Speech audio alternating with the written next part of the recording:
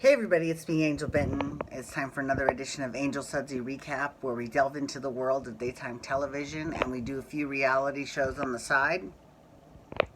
And one of the reality shows that we're doing is Vanderpump Rules, which you know I love. But before we get into Vanderpump Rules, so there's a couple things. Um, I'm sort of working on. It's not finished yet, but I am working on technology that I'm going to be using on the Sudsy Recap very soon. And it'll be very entertaining, so we'll definitely have to. You'll just have to. That's all I got to say about it for now. But just keep an eye on this show for sure. Also, I have decided that I'm definitely going to be recapping RuPaul's Drag Race. Now, it might sound weird because I haven't done that show before, and it's been on for quite some time.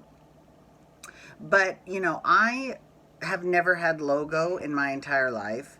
And now it's on VH1. This is the second season it's on VH1. But still, I can actually watch it now because I get VH1. Because I've never gotten Logo ever. So and I know a lot of people have really complained about, they changed the night and it's killing gay bars. And I'm going, really? Because gay bars sure did exist before Drag Race. I mean, really. Maybe not as doing as well of business as you used to, but I would hardly call the changing of nights a killing of the gay bars. But you need to see the commercial for the upcoming season, because it's All Stars Part 3, right? I think it's All Stars 3. I think so. And yeah, it is. And the queens that they have in it are fierce. And it was shot, I think it was by David LaChapelle, who is like an amazing high fashion photographer. I'm definitely looking forward to this season. I think it's going to be great. Okay, so all right. So having said all that, let's talk a little bit about Vanderpump Rules. So, Vanderpump Rules. So, so one of my friends, Rose. Hi, Rose. Shout out to Rose. She totally clocked when I go. and here's why I do that. So I'm going to explain. When I watch the shows, and especially with daytime TV, but also with reality TV as well. When I go, I'm trying not to be a negative Nancy, which I'm sure is probably a huge surprise to the people that run Days of Our Lives, because I've been very critical of that show, but it's great now. I try not to be a negative Nancy. Like, I try to give constructive criticism if I have any criticism. And I never give a criticism and not have, at least an idea of what they can do to make it better. Because that's one thing I fucking hate, especially at work. I hate when people criticize stuff and then they don't tell you anything you can do to make it better. Okay. Fuck you then. Just want to say. Anywho. So when I'm frustrated, especially with the storyline or someone on reality TV, it's just one of those moments where I need to exhale and take a breath, because it is so. I'm trying to keep it corporate and put a good face forward. It just doesn't always work out that way, but Rose caught that. So props to you, Miss Rose, because you certainly caught that. So I give her credit for that. Okay, so with Vanderpump Rules, and with the reality shows, it's a little bit different because, with the soap, I can be frustrated, and, there's a good chance that the ship might right itself later on. Like Days of Our Lives is actually a perfect example of that. It is incredible now. So, but, for the longest time last year, it really wasn't. So it was really difficult for me to, stay focused and have a good time and be positive. It was very hard. But with reality shows, it's a little different because, A, this is these people's real life. These things actually happened in real life. And B, it happened at least 6 months ago. Because that's how long it takes them to edit, and then they hold on to it for the season to start, and, no matter what reality show it is. So that's a little bit irritating too, but there's nothing you can do about a reality show. It's already done and filmed. So, that's a more reason for me to go. So with Vanderpump Rules, so that's going to segue me right into Vanderpump Rules. So with Vanderpump Rules, this week, Jax admitted to cheating on Brittany. Now, here's the thing. Are we really that surprised? I'm not. I mean, anyone who's watched the show, and Jax is probably going to get really irritated because he gets really irritated when people, comment on his love life or comment on, or armchair psychiatrists or whatever. But I agree with that to a certain extent, but also to another extent, it's like, well, you are on a reality show. I mean, that's part of what comes with being on a reality show, is that people are going to give commentary on your life. So, on one hand, I understand that, like I said, people that don't actually give any sort of what they can do to make it better are a little bit tedious, but on the other hand, he does need to kind of accept it, especially because I've been actually, believe it or not, I've actually been a very big supporter of Jax. Like, I watched his show, Jax and Brittany Take Kentucky.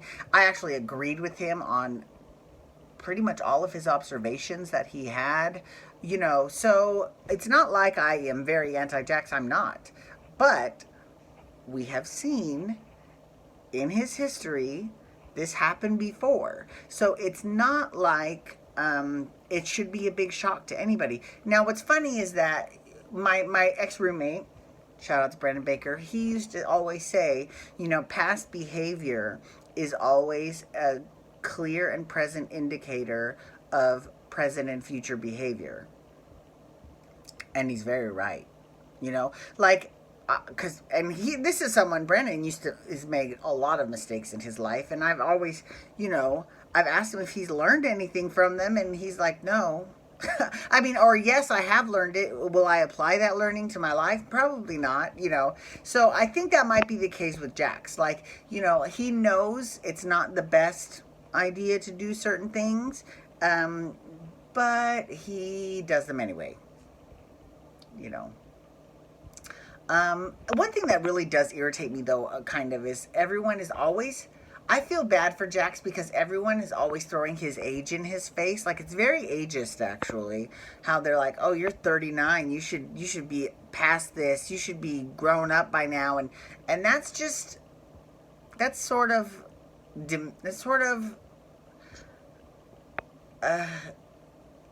it's not, what is the word I'm looking for?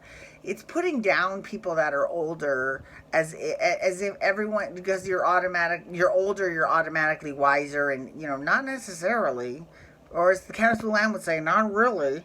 I know lots of teenagers that are way more mature than 39-year-olds, and I know lots of 60-year-olds that look ridiculous, usually a white party, doing drugs and being all stupid, So to me, that age has nothing to do with it. So it's really kind of annoying and ageist when people say that, when they bring up that argument to Jax. And they've said that for many different seasons. So I'm actually sticking up for Jax on this because, call him, a jerk because he cheated on Brittany, call him a liar because he lied about it and all that. That's fine. But don't say that, he's too old for that. I mean, that's, I can't with that. That's too much. Okay. So yeah, so what happened was he slept with Faith. But here's the thing about that. If I was Faith, and I had sex with Jax, and Jax was with Brittany, first of all, I would have a talk with Jax and Brittany, and I would tell them. I mean, if you want to have it big and dramatic and on camera, that's fine, but you should at least tell Brittany, because poor Brittany, and this sucks, this really sucks, is that when you have to hear it from somebody else, right? I mean, if Jax isn't going to, be honest with her, at least Faith should have, if she ever thought she was Brittany's friend, she should have at least, or even if she didn't think she was Brittany's friend, even if she fucking hated Brittany, she should have been like, yeah, I slept with your man. You know what I mean? Because who would have done that? Lala. That bitch would have totally done that. Now, would she have slept with Jax? Most likely not. I don't think so. But she would have told Brittany to her face, on camera, of course, but you know, she totally would have done that. So and I respect her for that. Actually, I do give her mad respect. And so, you know, last week I was talking about how Patrick, Stassi's man, you know, isn't on camera, and that's why we don't really care about him as an audience. And then this week he showed up on camera and had dinner with Stassi. And it was interesting. It was, so maybe we will start caring about Patrick, you know. Better late than pregnant, right? Okay, so anyways, we'll see how it's going. Oh, and then Tom Sandoval.